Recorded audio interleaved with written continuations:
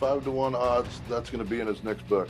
5-to-1 odds. 5-to-1 odds. The weight that I'm talking about, that gets piled on during the calm times. Then when stress comes, you have to take a step back and go, hey, these are the things that I've volunteered for, done, participated in, and now that things are stressful, I've got to cut these things out. So the first thing that I think we have to do to bear the heavy weight as men, because manhood is a burden, it is a weight. The weight can never be so burdensome that it takes away from the mandate. That's a good quote right there. The weight can never be so burdensome that it takes away from the mandate, and the mandate is Men in the Arena Army, we salute you. Hey guys, thanks for listening to this episode of the Men in the Arena podcast. I'm Jim Ramos, your guide and host, leading you to your best version in the stress bubble of life and beyond. Welcome to Spotify's #1 podcast for Christian men and iTunes #3 podcast in the world for Christian men. Did you know that? Hey, I'm excited today to introduce you my friend Jacob Duke. Hey guys, remember, this is one of our average Joe conversations. These are guys that are local guys in our community, but man, these guys are not average at all. These guys are killing it in the stress bubble of life. And today I want to introduce you my friend Jacob Duke. He is a small group leader at our Wednesday night gathering. He owns his own lawn care business. And Jacob, it's great to have you on the show today, man. You guys must do a lot of cuts and fillers. Yeah, you just did another cut and filler right there. You've got coffee. Come look at his mouth. He looked like he had fangs coming out. He had two coffee drops right here. I'm like, it looked like he had fangs. Okay, here. 3 hours later. 3 hours later. Thanks for having me, Jim. It's great to be here. It's great having you on the show today, man. What's going on in your life these days? Oh, nothing too much. Fishing, hunting, and barbecuing. And enjoying the family. And yeah, life's pretty simple right now. It's actually sitting pretty good. It's kind of, I don't know if it's a calm before a storm or whatnot, but it's been a good week or two. So when you say barbecuing, what you really mean is eating my barbecue. Okay, you had a pretty good barbecue yesterday. With 22 tri-tips. What do we have? 15 pounds of linguiça and what was that? Oh, jalapeno cheddar. You had your elk sausage there. Somebody brought that. That was phenomenal. That wasn't you? No, that was not me. Okay. No, but we had a lot of food. We had enough food for 100 guys. That's 22 tri-tips is a lot of tri-tip to barbecue. Yeah, when we have a beast feast, a lot of people show up. Yeah, and I just got to clarify, when I say barbecue, I don't mean smoking meat. I mean cooking meat over an open flame, direct contact. Yeah. So just if you have a Traeger or you're from Texas, those are smokers. So out here we call that a smoker. Or if it's gas grill, it's a gas grill. It's grilling. But a barbecue is open. It was black walnut. It was bougie. Walnut, split wood. It doesn't get any more bougie from a barbecue standpoint. No, black walnut and tri-tips. Yeah. So hey, what do you got going on, man? What's on your heart you want to talk about today? Today I want to talk about mental weight. And when you're running away from weight and sin and pursuing Jesus, I always feel like shying away from sin is one thing, but I constantly feel myself not working away from the word, but especially during the week, it's like, I worry about time, and then, everybody worries about money and family and things like that. And then you get to the weekend, you get kind of back in the word, and you feel more refined. Yeah. So I want to talk about like mental weight, and you've been in ministry for a long time. So how do you deal with mental weight? How do you get those things off of you? And have you experienced that before? Well, I think in the stress bubble, if you imagine an actual bubble, the more that you put in that bubble, family, marriage, serving your community. I mean, I've had numerous times on a Tuesday come home during the fall and you've blown the leaves out of my yard without me asking, just to bless me. Those are weighty things. Running a small group. So the more that you pack into the bubble, the weightier things become. And so the problem with that is we all have a limited capacity. Some can handle more weight. Some can't handle very much weight at all. So I think the first thing is to figure out, for me, it was, what is my capacity? Like, I'm sitting here in the end of May, and I have overstepped my capacity. I'm exhausted. I was talking to my friend Patrick Morley, phenomenal author, just yesterday. He said, so are you 1 day tired, 1 week tired, 1 month tired, or 1 year tired? I said, man, I'm a month tired. He said, okay, well, you need to fix that. So I think when we hit our capacity and knowing what that is, I think that's really important. For me, one of the key verses for me, there's 2 verses that I want to talk about when it deals with weight. The first one is Galatians chapter 6, I think, verse 1 or 2, and it says, "Carry each other's burdens, and in this way fulfill the law of Christ." So the first thing that I think we have to do to bear the heavy weight as men, because manhood is a burden. It is a weight. I'm writing a book in 2 years called Bring It, and the first chapter is about carrying the heavy weight. And so one of the ways that we carry the heavy weight is we get people around us to help bear the burden with us, right? So when you blow the leaves off my house, off my yard, right, 3 or 4 times a fall, you're relieving a burden, right? So you're taking a weight off of my shoulders, right? Last night we had the barbecue, I needed 10 loaves of bread for the barbecue, and you brought that. Well, that took a burden off of me. So I don't know how guys do life alone. I think one of the great things Christianity brings to the table, if you guys embrace this, is that you can have fellowship with other brothers that will take the weight off of you. And so that's what we do. We relieve, like part of what I do when I do the messages and hang out with guys, I'm helping them bear that burden, right? Yeah.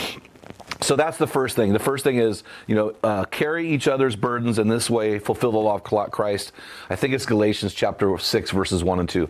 The other thing, when we launched this ministry, our house went into foreclosure within 3 months. You know the story. Yep. And I was really struggling, like emotionally, like stressing out.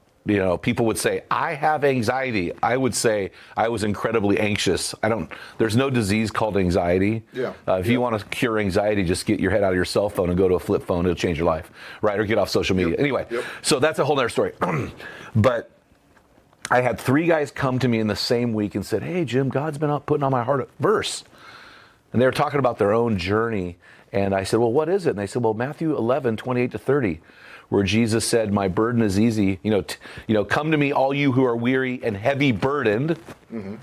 Take my yoke upon you and learn from me, for my yoke is easy, my burden is light. And I realized, William Barclay, I know I'm taking a long time to answer your question. William Barclay, in his commentary on Matthew 11, he talks about a legend that we all know Jesus was a carpenter, right? Some argue he worked with brick and mortar, because there wasn't a lot of trees. I don't believe that at all. I think he worked with wood. But what I think according to legend, he was a yoke maker. So he made yoke for teams of oxen. Okay. And to market his business, over his shop door, he had, my yoke is easy. That's how he marketed his product, right? And so he marketed it by saying, hey, my yoke, I make such great and refined yoke for oxen that when you put these on your yoke, it makes it easy for them.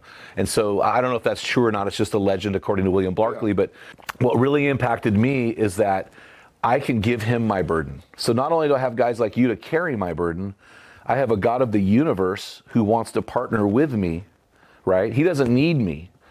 He's not interested in me working for him. He wants me to work with him. And so he says, if you will work with me and not for me, I will help you bear the burden. And so for me, during that time of high stress mode, I remember just calling God's character and nature out. God, you are the God of this. You are the God of this. The Bible says this about you. And if these things about you that the Bible proclaims are true, then I can lean heavily into that, right? Proverbs 3, 5, and 6 says, trust in the Lord with all your heart. Do not lean on your own understanding. And so for me, bearing that burden, that weighty burden, I do it with other people, including my bride, right? She helps me to bear the burden. So I have other people in my life that bear the yoke, bear the burden, make my yoke easy, and then I have to trust God to do it. Do you think that the weight that I'm talking about, that gets piled on during the calm times? Then when stress comes, you have to take a step back and go, hey, these are the things that I've volunteered for, done, participated in, and now that things are stressful, I've got to cut these things out. Sometimes I feel like people get overextended, and I get overextended into 100%. Things. And then when things become stressful, you go, well, I really got to trim the fat, I really got to burn out the impurities, and these things aren't there, and I've got to have the tough conversations and go, hey, I know I signed up for this, but gosh, I'm only eating once or twice a week with my family, and it's got to be more than that, right? So how do you have those tough conversations? How do you take that weight off? Can you give us an example of a time you had to do it? I'll tell you what. I can tell you an example that happened yesterday. Okay. Not of me though. I met with a pastor of a men's ministry pastor of a pretty large church. And he has a pretty significant men's ministry. And as I was talking to him, he runs 2 different groups, plus him and his wife are on a counseling team together. This guy loves the Lord. I mean, he's an on-fire guy. Very handsome very handsome man, very dynamic. He owns his own business like you. And he's telling me these things, all these things he's doing. He's not bragging, he's just telling me. Yeah. And he wanted me to help him with our men's ministry, with the men's ministry. And, I wrote the men's ministry playbook. So I'm going through the men's ministry playbook, helping him launch this men's ministry in his church. And I realized, bro, I said, you're going to hate the church in 2 years. Yeah. If you don't stop what you're doing too much. And so most guys get so passionate about Jesus and ministry, they jump in headlong and they don't count the cost ahead of time. Mm-hmm. And what happens is they have to throttle back. And so what I tell guys is God is not interested in you giving him 2 great years. God is interested in you giving him 40 great years. And so you've got to find that pace. And I think part of it, going back to Galatians 6:2, it's guys like you. I mean, you text me or call me at least once or twice a week, Yep. right? And so a lot of that is you're 40? 39. 39. I was close. I'm 59. So I'm 20 years older than you. So you're reaching up to an older guy going, hey, what do you think about this, right? Which is very wise on your part. Yep. And then I'm kind of reaching down to you saying, here's what I would do. So I think that's where the older guys help the younger guys. Like we can say, hey, bro, in 2 years, you're going to hate the church. So you need to throttle back. You need to find leaders. Remember Moses? Moses is ruling the Israelites, and the Bible says he sat from dawn to dusk, kind of judging all the problems they were bringing to him. And his father-in-law Jethro came over, and he said this. And Moses is kind of going, "Look at this. I was in charge of your sheep, and I'm in charge of 1.5 million Jewish people." And Jethro says this: "The thing that you're doing is not good."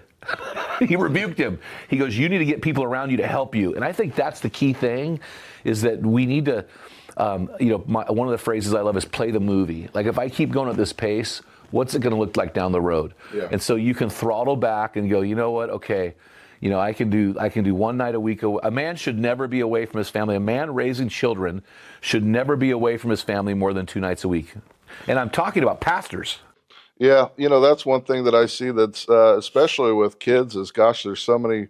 You get volunteer in so many different avenues, and you call it free time, but what it is it's very important time. Yes. And next thing you know, with me and with Lindsay, she's a part of a few different groups, and I'm a part of a few different groups, and the kids got ballet or soccer, this, that, and the other thing. You get to the end of the week and you go, gosh, we only enjoyed 2 meals together as a family.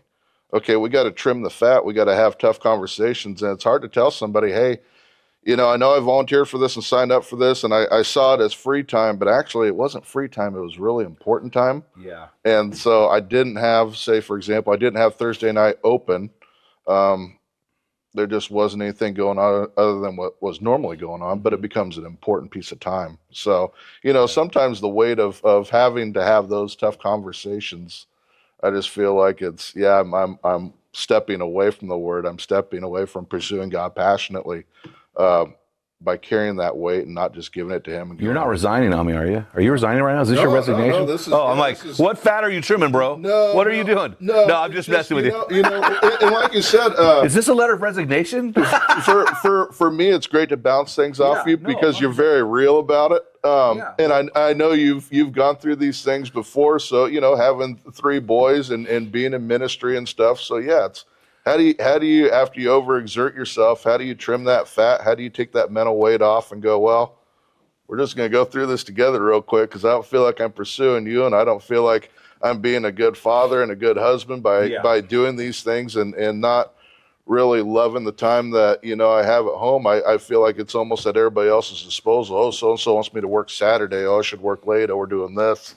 Well, I think you brought up a really good point. First of all, I'll say this. I was really proud of you yesterday. You dropped off the bread. You split that black walnut for me because we needed some wood that needed splitting.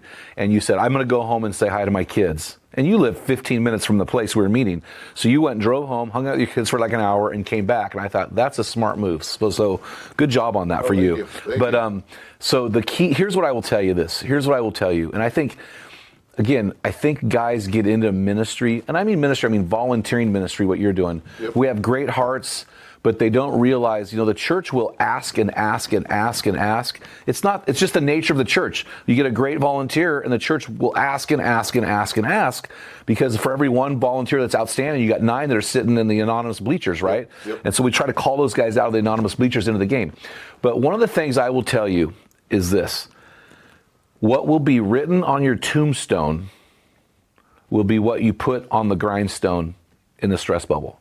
So if while you're in the stress bubble, you put work to the grindstone, you just grind it, you're workaholic, work 60 hours a week, hey, that's great. You will have frustrated kids who are adults in counseling because you were not engaged in their life, and on your tombstone, it'll say, like, he worked really hard at his job. Yeah. I want on my tombstone to say he was a great father and husband, right? Yep. And so whatever you put to the grindstone will be remembered on your tombstone. And here's the thing that guys don't realize, and I wish I could get guys to realize this: what you do from 9 to 5 will not be written on your tombstone. Hopefully not. No, it'll man, be. that'd be boring. Yeah, well, he could cut a mean blade of grass.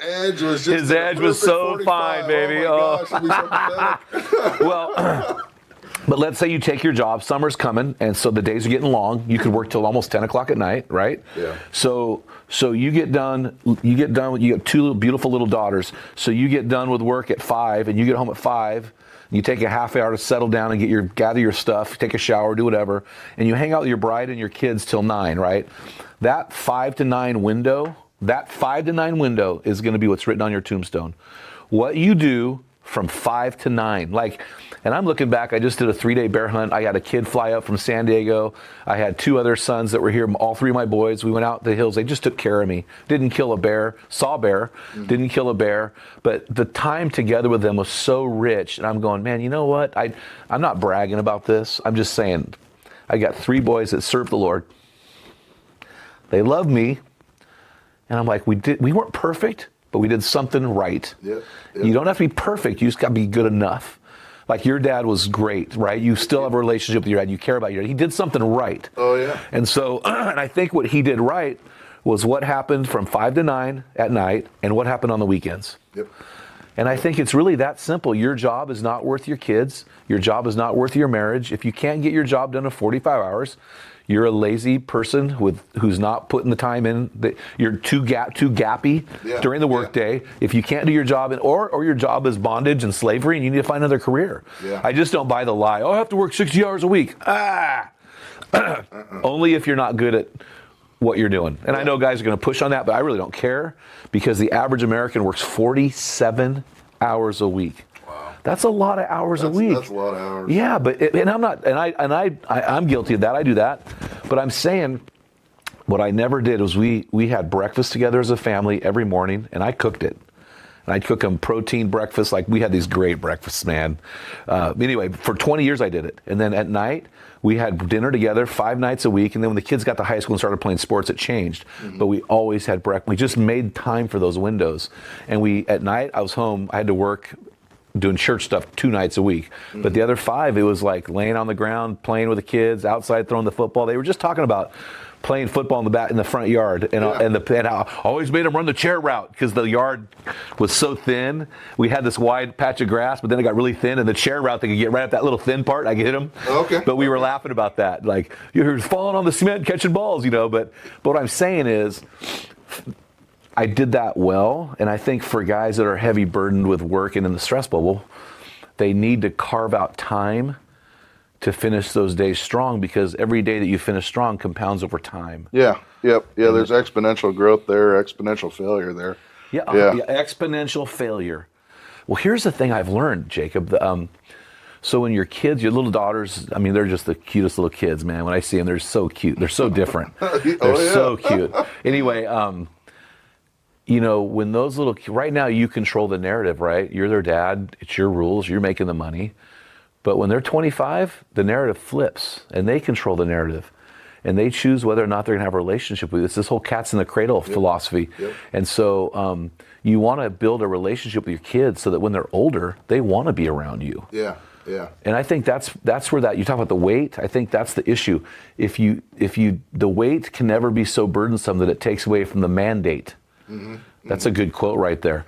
The weight can never be so burdensome that it takes away from the mandate, and the mandate is love your bride, love your kids. 5-to-1 odds. That's going to be in his next book. 5-to-1 odds. 5-to-1 odds. I've already forgot what I just said. He'll look it up. I'm like, what was that thing I said? It's like those two guys on our park bench. You ever hear about this? This beautiful woman walks by. These two old guys, 85-year-old guys, and the one guy walks by and he goes, "Oh man, you know what I would like to do to her?" And the other guy goes, "What?" And he goes, "What's that thing we used to do?" We just forget about it, you know what I mean? So I appreciate that question. I think that's really important, that we have to get that right, because you've got a 20-year window. Yeah. And that 20-year window is going to, in some ways, define the rest. Well, and it's like I said, it's like the Achilles heel. That weight just adds up over time, and I think it adds up during the calm. That you just start throwing things on it, and as family men, we all have the calendar, either in the kitchen or in the dining room. And when I see those open spaces, it's like, gosh, yeah, looks like I could work Saturday. Oh yeah, looks like we have some time here in the evening, and all of a sudden it's like, no, that's important time. That's not open time. Yes. And it definitely adds the weight when you start to fill those up, and you go, how do I have those tough conversations? How do I acknowledge that weight on more of a daily basis than letting it build up and once a month going, gosh, we really got to trim the fat. We really got to burn the impurities because things aren't, the best at home, and really got to cut that out. So. That's really well. You mentioned a couple of times the calm and the storm, and I think you're onto something. I think, during the calm times, we are growing, we are cultivating, we are preparing, because storms are coming. Mm-hmm. And they can come in various forms, right? But if we take the time during the calm to build the right foundation, when the storm comes, we'll have a foundation, right? And so what happens if we're work, commit, we're not building a foundation. And so when a storm hits, there's nothing to kind of hold things together. Mm-hmm. And so I think that's critical that guys realize that a storm is coming. Like, a storm is coming. We talked about Mark chapter 4. Jesus says, hey, let's go to the other side. A storm hits. The Bible says a fierce storm hits. The word there in the original language is megas, right? Mm-hmm. A mega storm hits, and then Jesus is asleep on the pillow. Peter's pissed, right? He's steering the boat. Jesus on the pedal. So Peter puts that in the Gospel of Mark, right? And Jesus gets up and it calms the storm. Peace be still. He rebukes the storm, and it says it became. One Bible says, translation says fiercely calm. One Bible says perfectly calm, but it's the word megas. So he turns our mega storms into mega calm, but we have to trust him, and we have to trust him with the weight that we're carrying, and we have to, during the calm times, build a mega foundation so that we can handle those storms, because we don't know what those storms could be. It could. I just was loving on a friend of mine, like a daughter to mine. Her son died of cancer a year ago. Yeah. And that's a megastorm, right? And so those storms, and we may not have to deal with burying a child, but it could be anything. It could be getting fired from your job. It could be getting hurt on your job. Mm-hmm. I was talking to a guy yesterday. He works on roofs 30 feet up high. What if he fell off a roof? Yeah. So we got to be ready for those times. Yeah, definitely. So, well, that's a great conversation, man. I think that's something that the guys really, really need to hear. I appreciate that. Oh, shoot, no problem. Like I said, it's been something that I've been thinking about for a couple of weeks. I knew that this was coming up, and like I said, you always come with a ton of experience on these things, and you're real about this stuff. You've never displayed any holier than thou to me. Ever. You're just Jim. You know me too well you know my BS too well to call it. Right. Couldn't get away with anything anyway, so why would I try? So, hey, thanks for coming on, and listen, just your growth in the last couple of years has been amazing. Just super proud of your spiritual growth, and you're killing it, man. So great job, buddy. So, hey, man, hope you enjoyed this conversation with my friend Jacob Duke. I enjoyed the conversation. I actually learned stuff from our conversation today. So hope you did too, guys. I look forward to hearing your comments about what you think, especially about smoking versus barbecue. You Texans. Just messing around. Ken Walsh, I love you. Hey, guys, until next time. Feel the wet sand on the arena floor. Hear the deafening roar of the crowd. Taste the sweetness of victory. Smell the stench of battle. Get in the game. Get dirty. Grind it out. Give him your burdens and be a man. The big finger. I'll get comments. What's wrong with your finger? Frostbite. Is that electrical too?